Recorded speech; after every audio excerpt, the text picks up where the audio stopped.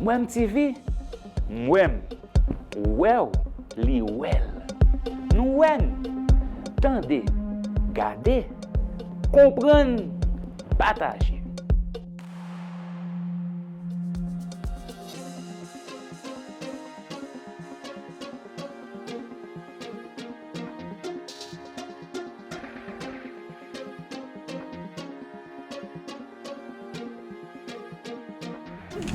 Retourne. Action. Action.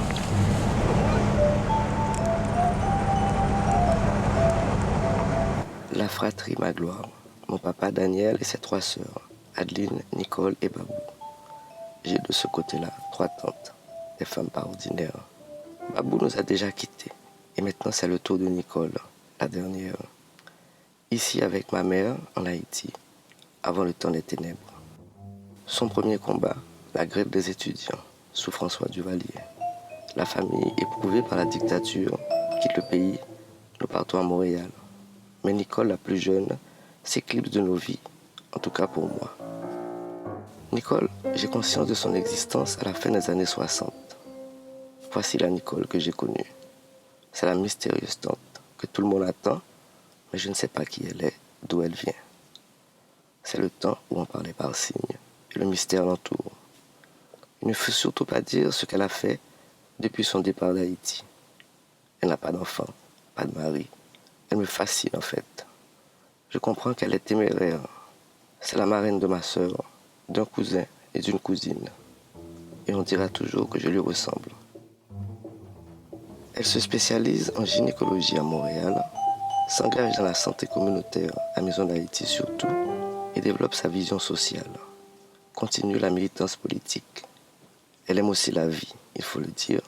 Et avec sa sœur Babou, elles aimaient bien leur babancourt. Faut pas se le cacher. J'apprends qu'on fait des choix dans la vie et on les assume. Elles ont bien vécu, mais les corps s'usent. En 1979, avec sa fille Kalinda, c'est le retour en Haïti. Elle vient trouver Babou. Puis 1 an plus tard, les ténèbres encore. Retour à Montréal.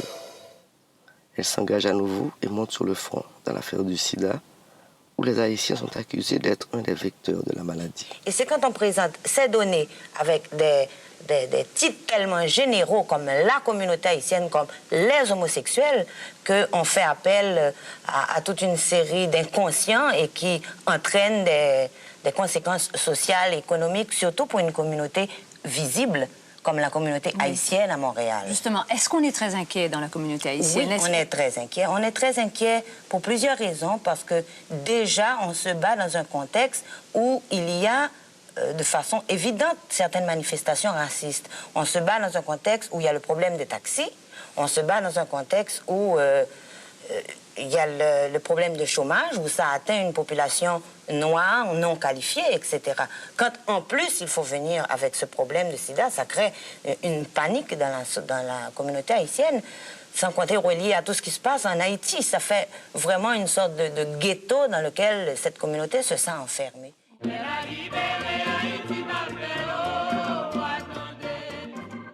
Et puis, 1986 arrive. L'espoir renaît en Haïti. Deuxième retour. Mais cette fois, je l'accompagne. Nous partons en pleine tempête de neige. Avec son esprit d'aventure, pas question de reporter, et cela me convient. Nous sommes à bord de sa Vista, super voiture familiale, qu'elle voulait apporter pour faire le tour du pays. Elle avec sa fille Kalinda, moi avec les 2 miennes, sa fille Ekimi. Une aventure, Montréal-Miami en voiture, et nous nous envolons vers nos nouvelles vies.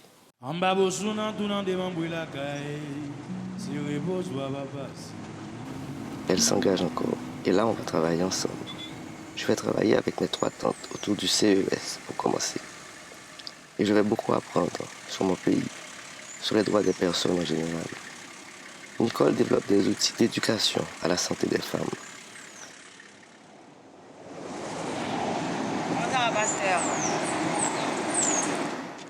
C'est la naissance du guide Cause et Femmes, un super outil d'éducation populaire.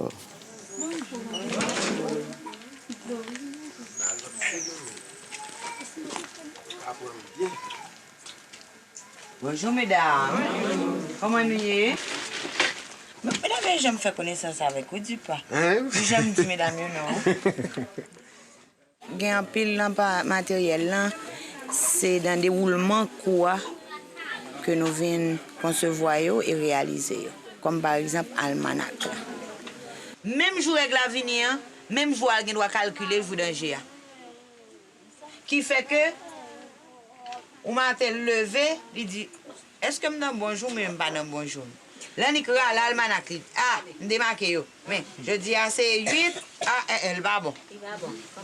C'est ça, campé loin. Je suis là pour 3 jours encore. Vous comprenez? Aline, je ne vais pas vous dire, parce que vous pas fort ou pas observer avec lui. Non, madame, je m'observe plus fort là pour marquer. Vous marquez?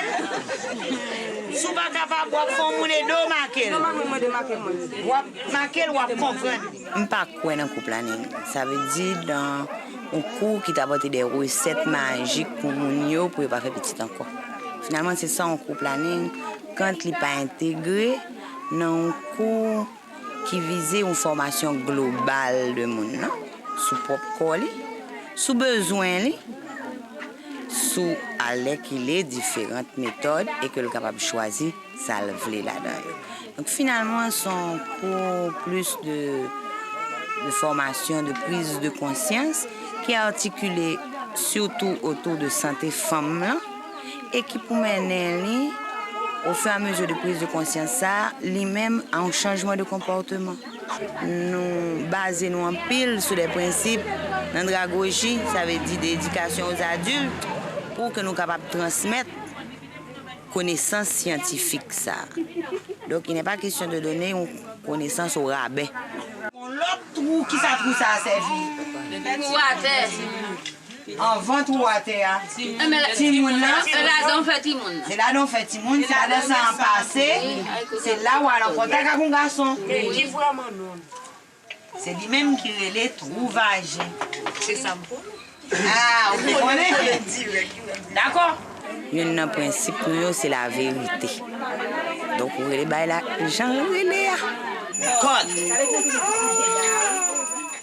Le fini, ce n'est pas nous-mêmes seulement qui apprenons nos mots. Nous apprenons nos mots. Nous commençons à pocher là. Moi-même, je refais anatomie comme mon créole à partir de mots que m'apprennent dans mes mondes avec qui je fais couille. Mais en dedans, qui ça nous est là? Côte matrice là. Viens montrer matrice là, on monte. Oui, ça c'est matrice. Oui, mais matrice. Ah oui? Oui.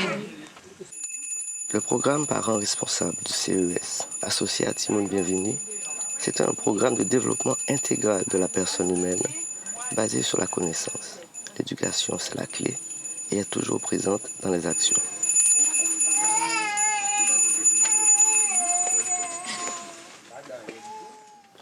Puis Laurence arrive et le guide Cause et Femmes mis en image devient un outil d'éducation que nous pouvons utiliser dans le cadre de cinéma en bas étoile.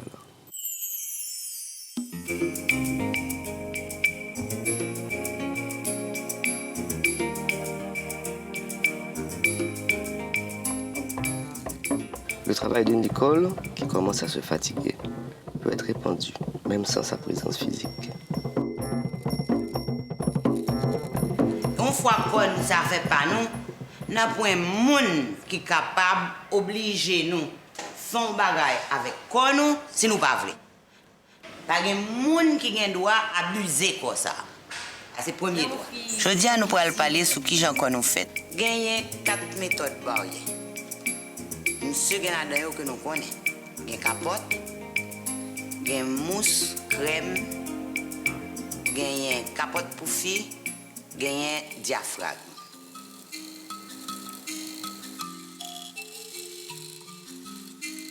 C'est garçons qui servent avec méthode ça. Ça veut dire c'est garçons qui mettent capote là. Mais capote la protéger tous les deux, ni filles ni garçons. Qui est-ce qui compte comment mettre une capote? Nous sommes dans les guides vidéo pour nous battre un gros bravo. Moi, je fais parce que moi, je fais bon travail dans le pays. Nous faisons bon travail parce que moi, nous passons de tous côtés. Nous avons pour nous parler plus sur l'hygiène de la femme. entre les garçons. Un soir, elle nous fait la surprise de venir assister et participer à Cinéma Bas Étoile. Elle a donc vu le fruit de son travail.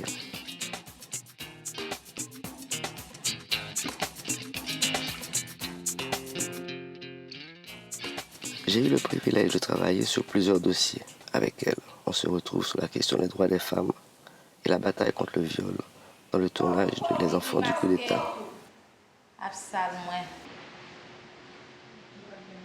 Fille qui masquée, la bralène. Connais là vraiment moi là. L'aime vraiment on a venu tourner en bas tunnel dans période. L'aime venir bon expliquer directeur Ira, il me la voyer me docteur Alain. Elle voyait me docteur Alain vraiment. Docteur Alain vient me faire me docteur Magloire. L'aime faire docteur Magloire consulter. Voilà nuit.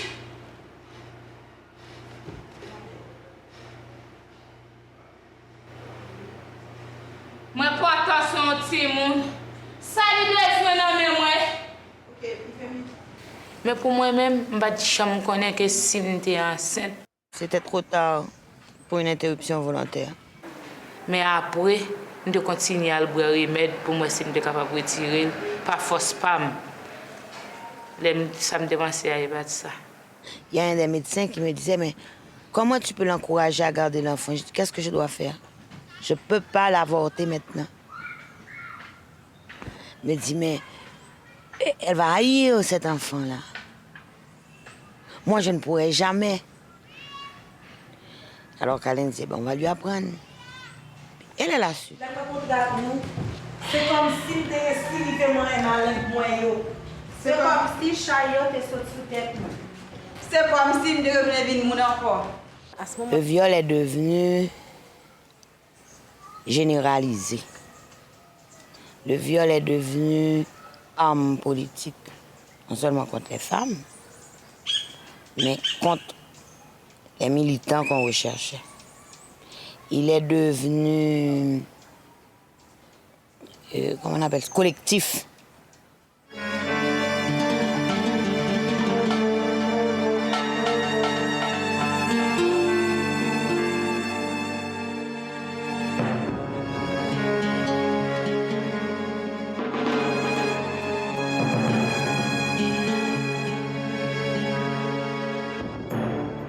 La Missivia a beaucoup travaillé sur ça. Et une des choses que la Missivia a montré quand elle a fait sa série de séminaires dans le monde médical, c'est que ce n'était pas un phénomène limité à Haïti.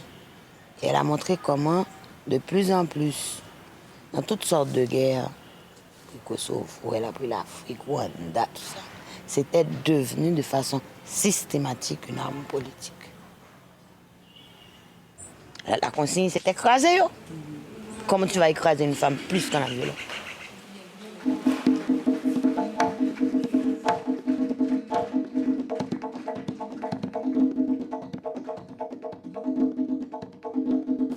D'aussi loin que je me souvienne, j'étais aux côtés de Nicole, ma tante, jusqu'à son dernier combat, les audiences en appel pour le jugement de Jean-Claude Duvalier pour crime contre l'humanité.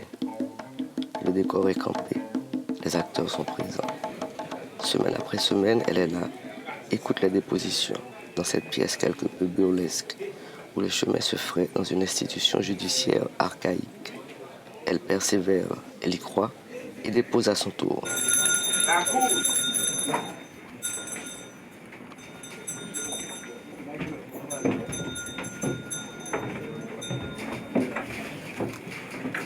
J'étais arrêtée vers 8h du soir. Je suis arrivée au caserne des Salines peut-être vers 9h30, 10h.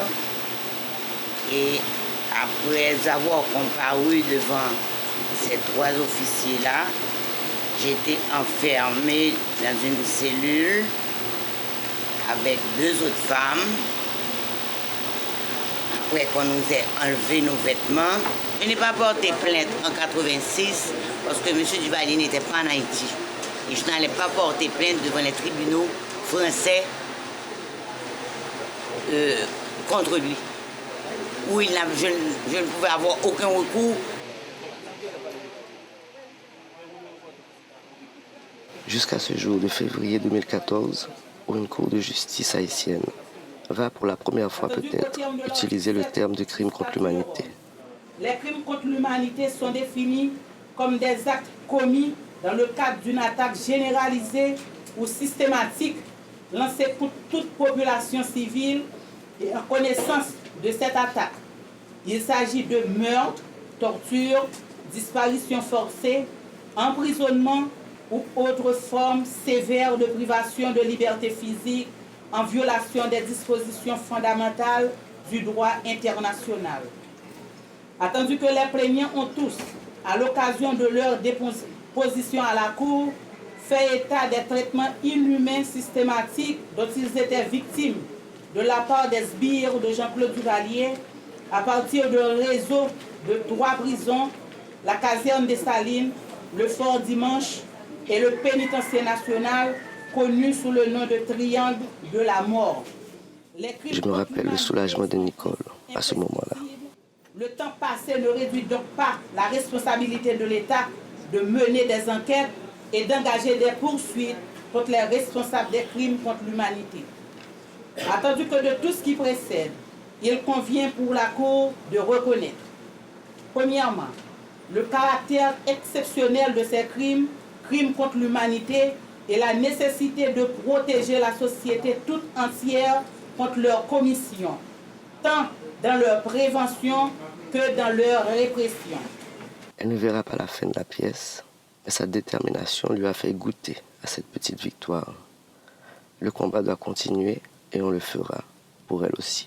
Il n'y en a sûrement pas suffisamment d'ouvrages, livres, films, etc. Mais il y en a qui existent. Et c'est ce que je disais tout à l'heure à un des intervenants. Il faudrait savoir pourquoi on ne les utilise pas plus. En fait, il faut les diffuser beaucoup plus, travailler avec comme outil justement pour cette mémoire-là. Et un des handicaps peut-être pour faire ce travail, c'est que ça repose sur le dos de la société civile, l'État n'intervenant pas. Et cette société civile s'est fragilisée beaucoup durant ces dernières années. Je suis une personne qui a toujours résisté, qui s'est toujours battue pour le respect des droits, particulièrement les droits des femmes. Je pense que cette bataille doit continuer. Et cette lutte pour amener Jean-Claude Duvalier à subir les sentences de la justice fait partie de cette lutte. Dans ce sens, si je continue cette lutte, c'est que quelque part je suis optimiste. J'ai 3 tantes, 3 monuments, 3 modèles. Mon papa, il en est fier, et nous, leurs filles. Chacune à notre manière, nous poursuivons la route. Kali, toi aussi tu peux. Je souhaiterais que ma fille participe à sa manière à la construction de ce monde-là. Qu'elle fasse sienne ses valeurs et qu'elle trouve le moyen elle-même de les appliquer et de les défendre. Femme, c'est pas un balai, vous devez poser dans un coin. Femme, c'est pas un rideau, vous dites tous les pommes passées. Ni, c'est pas un cabane, habillé sans sortir. Femme, c'est poteau, il tend la vie. OK? Femme, c'est pas un balai, vous devez poser dans un coin. Femme, c'est pas un rideau, vous dites tous les pommes passées.